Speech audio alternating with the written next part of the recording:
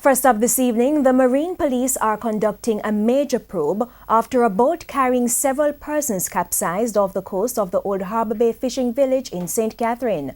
The boat is owned by State Minister in the Office of the Prime Minister and Member of Parliament for South West St. Catherine, Everald Warmington. A fisherman gave details of the dramatic rescue mission. Here's TVJ's Anthony Lugg with that report. Persons looking on as the Marine Police journey to shore with the occupants of the boat which capsized moments earlier.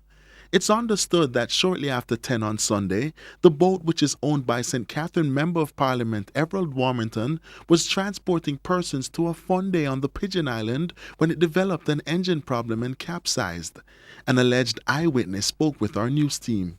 Me dey on the land and see boat when it a go out.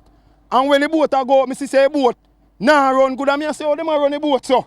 And when me look, me no see the boat again, all me see one sitting a float a come down, you see. And me have to start shout to the people, man, and say, you see that boat there, turn over, and the people, them are dead. He says in trying to assist, he encountered some challenges. If you go out there, hold one eye woman, put him in a boat, cut big stew box, put him in a boat, because if me don't do it, you're dead. So, yes, sir? Yeah, because him a go drown. If somebody go drown and you know knock him out, you can't see if him with drown you too, you know. The small vessel was making a second trip when the mishap occurred.